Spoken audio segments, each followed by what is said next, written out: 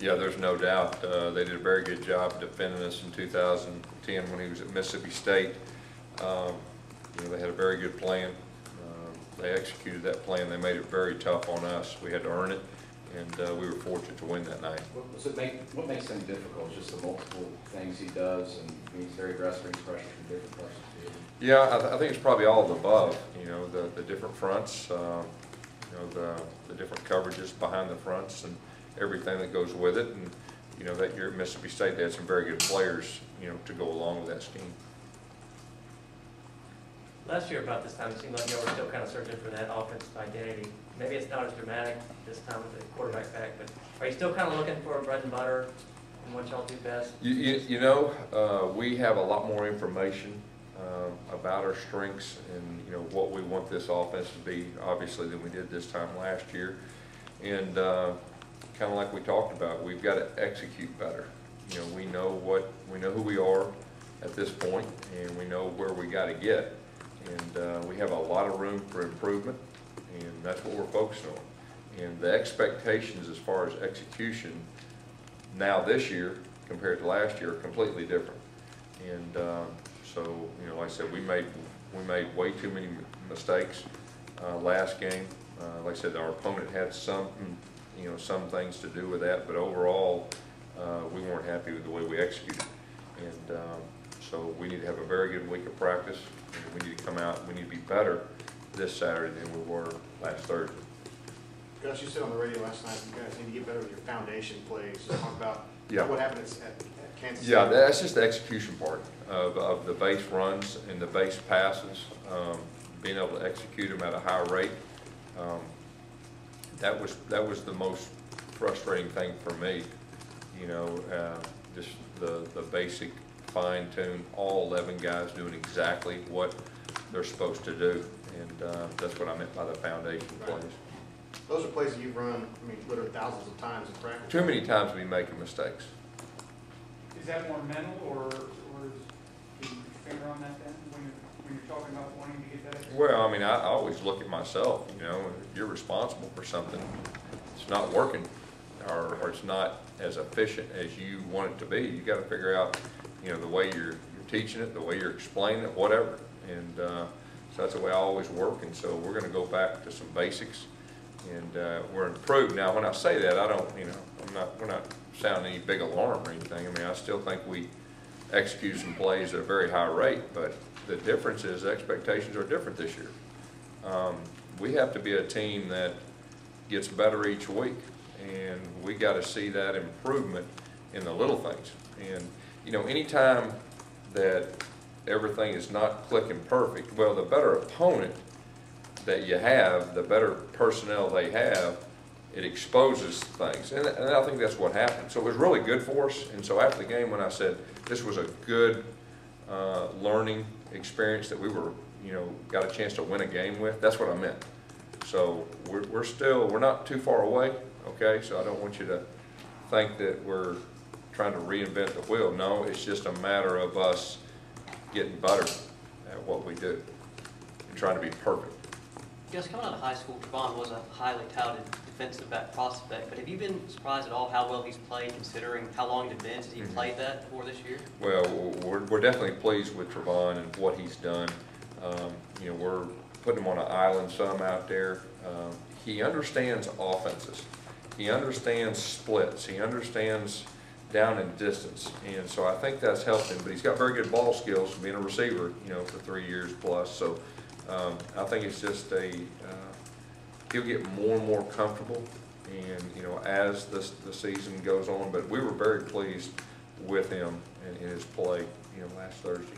What have you seen out of Brock Thomas to give him more looks at kick return, and does that also mean we're going to see him a little bit more on offense as well? Yeah, he is one of those guys that will play more and more as the year goes on, and we put him back there, kick return, just trying to find ways to get him the ball, and that's one area. But like I said, as the season goes on, he'll be more and more involved, in the running back position. Do you feel comfortable with him, holding on to the ball, ball security? Well, any freshman, that's always a concern, but you've got to give them an opportunity to get out there and do their thing. And obviously, we had the one fumble, I guess, 2 games ago at the very end. But it's just a matter of, we need to give him more opportunities to prove what he can do. Gus, at the end of last year, Trey obviously really took off in the running game, but Cameron only had 5 carries in those final, I think, 3 or 4 games. How confident were you that he was going to be able to deliver the way Trey did on 3rd downs? Because his splits right now are very similar to what Trey was doing in those situations. Yeah, well, we had a lot of confidence in Cameron last year. It's just a matter of we got some momentum going. Trey was really playing his best, getting better and better, and so it doesn't surprise me. Cameron is a big, strong guy. He's been doing a great job with his pad level on 3rd and 1 to 2 and finding that seam and just going ahead and going with it and not second-guessing himself. And our line's done a solid job, too, with it. But it's just a matter of him establishing himself as a 3rd down and 1 to 2 runner. If you remember, at the first of last year, he did a lot of that anyway. Early in the season, he was a 3rd down and 1 to 2 type running back. So he did have some experience, in our offense coming in this year. Gus, when you signed Rudy Ford, did you see him as a guy that could play all these positions? Well, when we signed him, we thought he was a phenomenal running back, and I still think he could be a very good running back. But, last year at this time or late in the season, hey, could I go over there and help him with some depth at DB? Well, and then he found a home. And, you can see his confidence level raising every game. He's turned himself into a very good tackler. He is very quick, and he's a playmaker on defense right now. Gus, when you went back and talked to Coach Fountain about the punt coverage team, were there mistakes there that led to those big gains by Lockett, or was it just simply Lockett making plays that you guys couldn't do anything about? Yeah, it was a couple different things. When you punt the football, you want your hang time to match up with the distance, give your guys time to get down there. So that was one factor. We were against the wind a couple times. In the first game, we experienced a major wind, for Daniel. And then we didn't get down in our coverage lanes quite as well. They did a good job holding us up. They had some blocks at the point of attack right there that got it going. And, he's one of the better punt returners, in the country. But overall, that was an area that we didn't feel good about. We got to figure out a way to improve that area because we're going to face some very good punt returners in our league too. How do you simulate windy conditions like that? I mean, it's kind of impossible because you have to go with we hadn't had a lot of wind up to this point. I mean, there was a couple days in fall camp. There was a couple, but probably nothing like that. And it's just a matter of the more you do something, the more comfortable you get. And so, the days are windy. We got to get out there at least against the wind a little bit more and give him some opportunities. You gave a couple other kickers additional. You got Matthew Shield out there for 1 punt. I think you had Nicholas for 1 kickoff. Yeah. Are these going to be things that are going to happen each week, or is Daniel still going to handle all those? Yeah, the volume of his leg doing everything. We're trying to get some guys that are specifically good at certain things that we can take some kicks off his leg. So you could see that more and more, as the season goes on.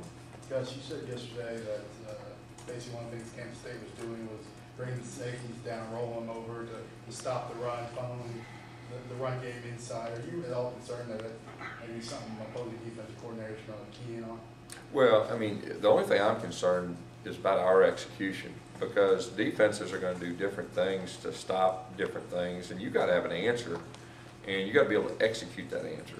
And so, as far as that goes, we expect that. I mean, our quarterback runs pretty well. We've got some perimeter runners that can run the ball pretty well. So, I mean, that's part of, the game, within a game with how a defense stops you. You just got to have an answer, and you got to be able to execute it. And that was probably the biggest thing is we weren't able to properly execute some of our answers, and that's what we got to get better at. What did you notice about Cap on some of those runs when you watched the film? I mean, the guys are right at the point of attack, but he seemed to be creating, getting some extra yards. Yeah, I just think it's a matter of him feeling more comfortable with our blocking schemes. It is a matter of him getting his pad level down, knowing where the chains are, and like I said, he's doing a solid job for us. Has your defense taken a pretty big step forward here in these first 3 games? I think we definitely improved. We're very good right now stopping the run. I know the very first half of the Arkansas game, You know, they had some new wrinkles, and I think everybody can see they're pretty good at running the football. And so, you know, we're just working on improving in all areas and putting a little more pressure on the quarterback in pass situations. And but I like the direction we're going, and I think we're improving. Guess what is Jordan Diamond's status right now? Yeah, Jordan Diamond had surgery, and he will be out for this year, and that's unfortunate. He's a good player. He's a great person, and so that's another loss up front. Do you have any idea what Coach Ryan wants to do now, back up to Avery there? We're working on it. Any, same situation with Whitehead, any change? Nothing's changed. Will you allow him on the sideline Saturday? No. So they do a good job against the runs like they did. How important is it for the timing to be there, the passing game? It's very important. I mean, like I said, especially when teams, you know, really roll extra guys down and they try to funnel everything back inside. You know, you've got to be able to execute your answers, and we're working hard to do that. I'm very confident that we're going to do it, but it was good that we got in a situation where we didn't execute a few things. And anytime you can learn lessons, you're able to win and learn those lessons, that's a real good thing. Didn't play our best, but we won. Last year at this time, we wouldn't have won that game. But our guys found a way to win. And, you know, in some areas it was a good wake-up call. So that's what I was saying after the game, but that's a good thing. Yes, very